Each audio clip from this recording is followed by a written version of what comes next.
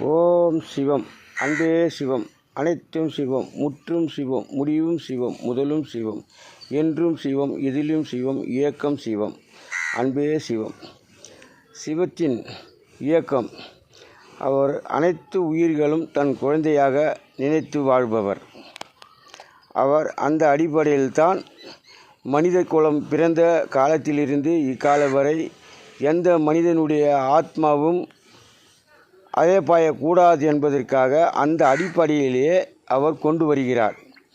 அந்த வகையில்தான் இன்று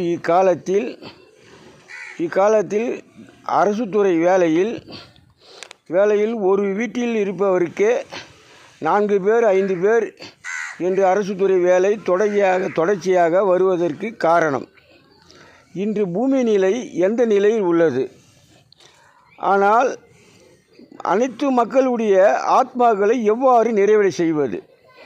இதுதான் முதல் கேள்வி.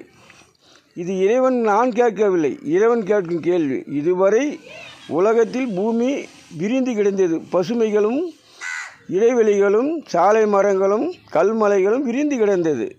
அந்த வகையில் நீங்கள் செல்லும் பாதைக்கு உங்களுடைய ஆத்மாக்கள் வழியிலே நான் வந்தேன். இன்று நிலை எந்த நிலையில் உள்ளது பூமி? சற்று யோசித்து பாருங்கள். யோசித்து பார்த்தால்தான் சில விடைகள் கிடைக்கும் உங்கள் அறிவு பாதையில் என்கிறார் இறைவன். இன்று உங்கள் சட்டம் என்ன சொல்கிறது? ஒரு மனிதன் குற்றம் செய்தால் அவனுக்கு தண்டனை. அந்த குற்றம் ஏன் செய்தாய், எதற்காக செய்தாய், செய்வதற்கு உண்ட சூழ்நிலை என்ன என்று இதுவரை எவரும் கேள்வி கேட்பதில்லை. நீ குற்றம் செய்தாயா, அதற்கு உண்ட ஆதாரம் உள்ளதா, உடனே அவனுக்கு தண்டனை. ஏன் செய்தான், எதற்காக செய்தான், செய்ய வேண்டிய சூழ்நிலை எதற்காக வந்தது என்று ஒரு சட்டம் கிடையாது, இதுவரைக்கும் கிடையாது. ஏன் அதை கேட்கவில்லை? அதே போன்று போதைப்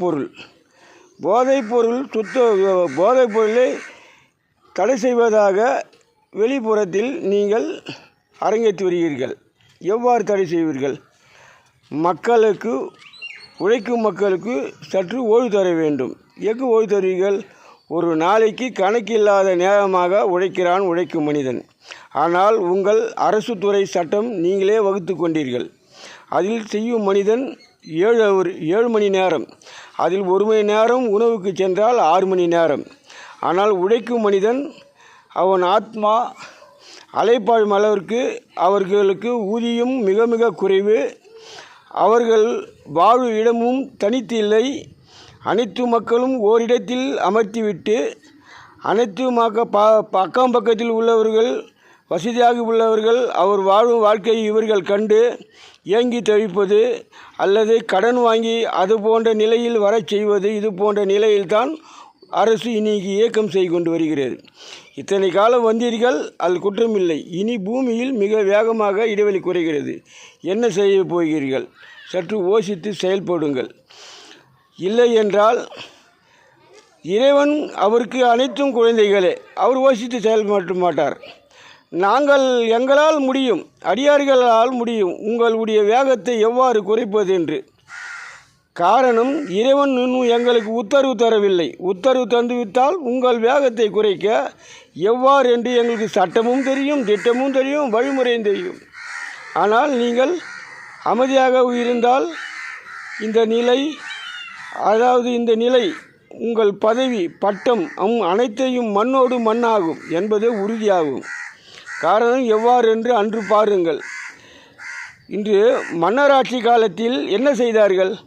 மன்னராட்சி காலத்தில் குதிரை சவாரி செய்தார்கள். அதுக்கு முன்னாட்சிகள் ராணி ராஜாக்கள் ஆட்சிகள் வண்டி மாட்டில் குதிரை செய்தார்கள். அதுக்கு சாலமர்கள் ஆட்சியில் கால்நடையை சென்றார்கள். இடைப்பட்ட காலத்தில் வெள்ளையன் ஆட்சியில்தான் வாகனம் உருவானது. இன்று வாகன நிலை எந்த அளவுக்கு செல்கிறது? ஒரு வாகனம் உற்பத்தி ஆவதற்கு எத்தனை பொருள் செலவாகிறது? அதற்கு எத்தனை மின்சாரம் முதல் எத்தனை பொருள் செலவு அதிகரிக்கிறது? அந்த வாகனத்தை நீங்கள் பிடிப்பது, அதை கொண்டு போய் ஸ்டேஷனில் விடுவது, அதை மீண்டும் அது உரியவரிடத்தில் தருவதில்லை. அங்கே அது மடிந்து சொல்வது, அதில் உள்ள சாமான்களை எல்லாம் பிரித்து அங்கு உள்ளவர்கள் அவர்கள் செலவுக்காக விற்பனை செய்வது. கடைசியில் அது பாடி மட்டும் கடைசியில் மீண்டும் உருக்குவதற்காக அனுப்பிவிடுவது பழைய பொருள்களில். இவ்வாறு செய்தால் இந்த பூமி நிலை என்ன ஆகும்? பசுமை காடுகளும் சாலை மரங்களும் பசுமை இடைவெளிகளும் வேகமாக அழிந்து பல நோய்கள் புதிதாக வருவதற்கு காரணம் இதுதான், இந்த நிலைதான். இதெல்லாம் மாற்றி நல்வழிக்கு கொண்டு வாருங்கள். அமைதி காத்தால் உங்களுக்கு தான் நஷ்டம்.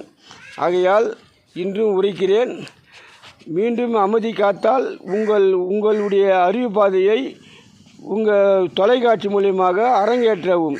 அமைதி இந்த பட்ஜெட்டு தாக்குவது இல்லை போன்ற மக்களுக்கு முன்னாடி ஏதோ உதவி செய்வதாக படம் போட்டு காட்டுவது, இந்த நிகழ்ச்சியெல்லாம் இதுவரை நடந்திருக்கலாம், இனி நடக்க வேண்டாம். ஓம் சிவம், அன்பே சிவம், அனைத்தும் சிவம்.